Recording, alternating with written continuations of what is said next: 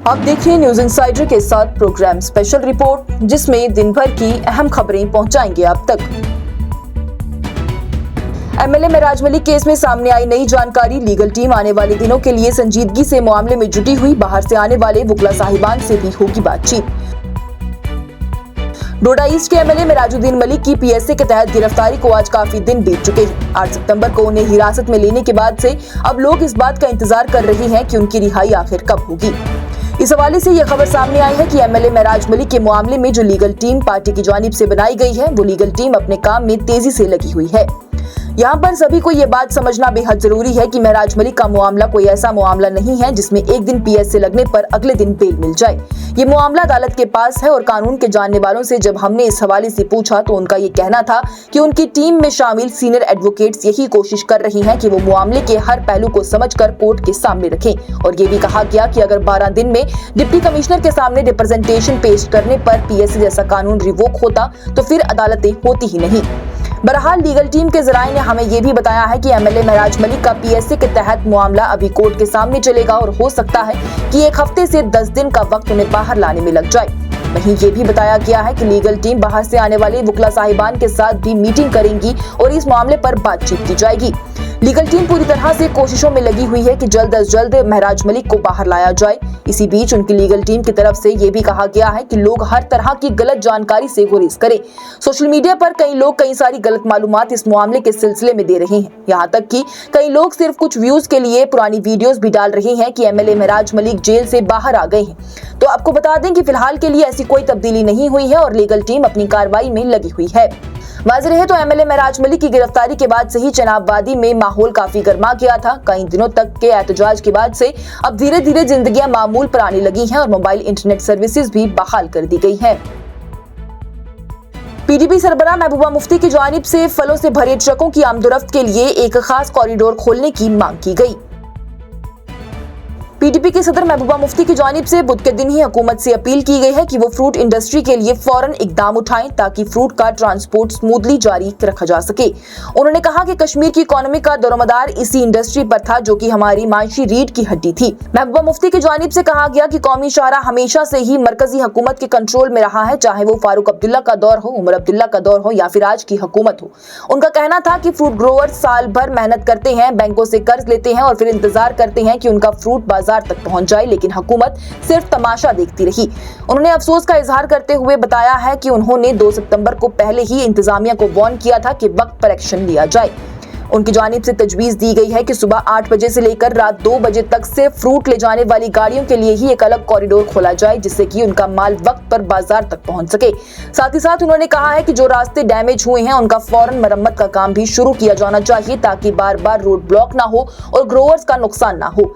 महबूबा मुफ्ती ने यह भी कहा है कि रोड डिस्ट्रप्शन की वजह से सिर्फ फ्रूट ग्रोवर्स नहीं बल्कि टूरिज्म और होटल बिजनेसेस भी मुतासिर हुए हैं। उन्होंने बयान में कहा कि अगर फ्रूट का यह हाल रहा तो फिर कश्मीर के लोग आखिर कहां जाएंगे, खुदा ना करे हम तबाह हो जाएंगे। आखिर में उनकी जानिब से हुकूमत से दरख्वास्त की गई है कि रात के वक्त भी फ्रूट की ट्रांसपोर्टेशन की इजाजत दी जाए ताकि ग्रोवर्स को कुछ राहत मिल सके। उन्होंने बताया कि यह हमारी इकोनॉमी की बैकबोन है, इसे टूटने मत दो। वज़ीर आला उमर अब्दुल्ला की जानिब से पुंछ के कालाबन गांव के दौरे कर रिलीफ फंड किया जारी। साथ ही साथ थरड़ उधमपुर में जाकर भी जम्मू श्रीनगर कौमी शाहरा में बहाली के काम की देखी तैयारी। जम्मू और कश्मीर के वज़ीर आला उमर अब्दुल्ला की जानिब से बुध के दिन पुंछ के कालाबन गांव का दौरा किया गया, जहां पर 11 सितंबर से जमीन खिसकने का सिलसिला जारी है। कालाबन जो कि मेंढर तहसील और लाइन ऑफ कंट्रोल के करीब वाक़ा है, उसमें अब तक 95 से ज्यादा घर, एक कब्रिस्तान और एक मस्जिद को नुकसान पहुंचा है। इस तबाही से 1000 से ज्यादा लोग मुतासिर हुए हैं, जिन्हें अब महफूज जगहों पर मुंतकिल कर दिया गया है। वज़ीर आला उमर अब्दुल्ला ने हेलीकॉप्टर के जरिए गाँव तक का सफर तय किया और उन मकामात का जायजा लिया जहाँ पर जमीन खिसकने की वजह से घर, रास्ते और इंफ्रास्ट्रक्चर तबाह हो चुके हैं। वज़ीर आला ने मुतासिर अफराद से मुलाकात की, उनकी शिकायतें सुनी और हुकूमत की पूरी मदद का यकीन दिलाया। उनके साथ डिप्टी कमिश्नर अशोक शर्मा, वजीर जावेद राना और दूसरे सीनियर अफसरान भी मौजूद थे।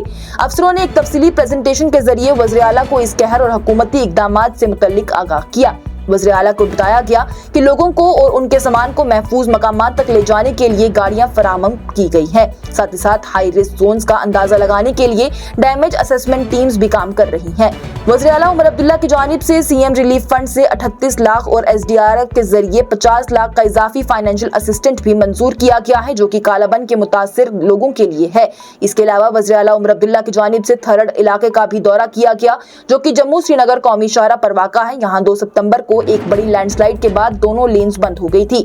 10 सितंबर को हल्का ट्रैफिक जारी रखा गया था, जबकि इसेंशियल कमोडिटीज ले जाने वाले ट्रक को 3 हफ्ते बाद गुजरने की इजाजत मिली। वज़ीर आला का ये दौरा इस बात का सबूत है कि हुकूमत मुश्किल वक्त में आवाम के साथ खड़ी है और हर मुमकिन मदद फराहम की जा रही है। वज़ीर आज़म मोदी के यौम पैदाइश पर कांग्रेस का AI वीडियो और अडानी का जिक्र बना सियासी बहस का मरकज। सोशल मीडिया पर #MyModiStory हो रहा वायरल। वज़ीर आज़म नरेंद्र मोदी के 75वें दिन पर सोशल मीडिया पर #MyModiStory काफी तेजी से वायरल हो गया है, जहां सियासतदानों, सेलिब्रिटीज और आम लोगों ने भी वज़ीर आज़म मोदी जी के साथ अपनी यादें और तजुर्बात शेयर किए। लेकिन इसी दिन कांग्रेस ने एक नया AI जनरेटेड वीडियो जारी करके एक बार फिर मोदी अडानी रिश्ते पर तनकीदी निशाना बना दिया। वीडियो में एक शख्स को दिखाया गया है जो कि गौतम अडानी से मिलता जुलता लगता है और गुजराती लहजे में कहता है कि मोदी ने मुझे सब कुछ दिया, फैक्ट्रीज, लैंड्स, टेंडर्स, डील्स, जो मांगा मिल गया। इस वीडियो के जरिए कांग्रेस ने बिना नाम लिए वज़ीर आज़म मोदी पर अडानी को फायदा देने का इल्जाम लगा दिया है। वहीं दूसरी तरफ कांग्रेस के सीनियर रहनुमा राहुल गांधी की जानिब से वज़ीर आज़म मोदी को एक सिंपल ट्वीट के जरिए ही वज़ीर आज़म मोदी के यौम पैदाइश की मुबारकबाद पेश की गई।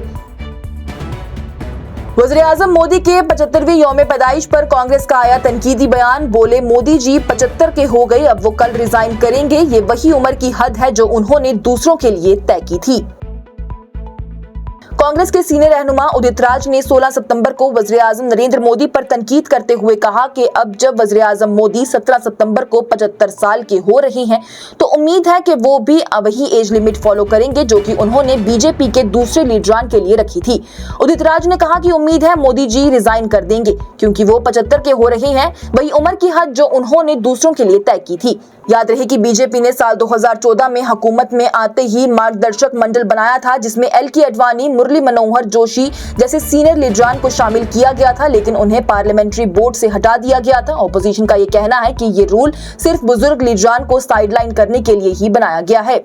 कई ऑपोजिशन के लीडरान जैसे कांग्रेस के सदर मल्लिकार्जुन खड़गे ने भी यही सवाल उठाया है कि मोदी जी खुद 75 के बाद रिजाइन करेंगे या नहीं। खड़गे ने कहा कि वो तो सबको हटा चुके हैं, अब क्या खुद भी जाएंगे। शिवसेना उद्धव बाला साहिब ठाकरे गुट के संजय राउत ने भी ये कहा कि वज़ीर आज़म मोदी ने इस रूल का इस्तेमाल सिर्फ दूसरों को हटाने के लिए किया है, अब देखना ये है कि क्या वो अपने पर भी इसे लागू करेंगे या नहीं। बात रहे तो साल 2019 में वज़ीर दाखिला अमित शाह ने भी ये कहा था कि 75 साल से ज्यादा के उम्र वालों को टिकट नहीं मिलेगा, लेकिन साल 2024 के इलेक्शन से पहले उनका कहना था कि बीजेपी के दस्तूर में कोई भी रिटायरमेंट एज नहीं लिखी गई है। अब जब वज़ीर आज़म मोदी 75 के हो गए हैं, ऑपोजिशन का ये सवाल तेजी से बढ़ गया है कि क्या वो भी उसी स्टैंडर्ड पर खड़े होंगे जहां पर उन्होंने दूसरों को उतारा था।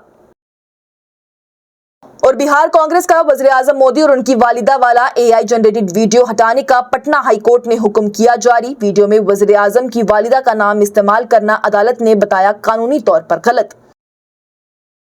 पटना हाईकोर्ट की जानिब से बिहार कांग्रेस को हुक्म दिया गया है कि वो AI जनरेटेड वीडियो जिसमें वज़ीर आज़म नरेंद्र मोदी की मरहूमा वालिदा हीराबेन मोदी को दिखाया गया है, उसे तुरंत सोशल मीडिया से हटा दें। ये वीडियो पिछले हफ्ते ही बिहार कांग्रेस के सोशल मीडिया पेजेस पर शेयर किया गया था, जिसमें AI के जरिए हीराबेन मोदी को वज़ीर आज़म मोदी के ख्वाब में आते हुए दिखाया गया था। लेकिन कांग्रेस का यह कहना है कि वीडियो में किसी किस्म की बेअदबी नहीं की गई है और ये सिर्फ एक पॉलिटिकल सटायर था। इस सिलसिले में विवेकानंद सिंह की तरफ से दाखिल की गई एक पिटीशन पर एक्टिंग चीफ जस्टिस PB बेजंत्री ने करार सुनाते हुए कहा है कि वीडियो आर्टिकल 21 की खिलाफवर्जी करता है, जो कि इंसानी इज्जत और प्राइवेसी के तहफ्फुज़ से मुतल्लिक है। कोर्ट ने बिहार कांग्रेस, राहुल गांधी और सोशल मीडिया कंपनीज जैसे गूगल इंडिया, X इंडिया और मेटा फेसबुक को भी नोटिस जारी कर दिए हैं। फिलहाल लिखा हुआ है डिटेन हुक्म अभी आना बाकी है, लेकिन इंटरिम ऑर्डर के जरिए वीडियो को तुरंत हटाने का हुक्म दे दिया गया है। आज की स्पेशल रिपोर्ट में इतना ही। दीजिए इजाजत। लेटेस्ट अपडेट्स के लिए देखते रहिए न्यूज़ इनसाइडर 24/7।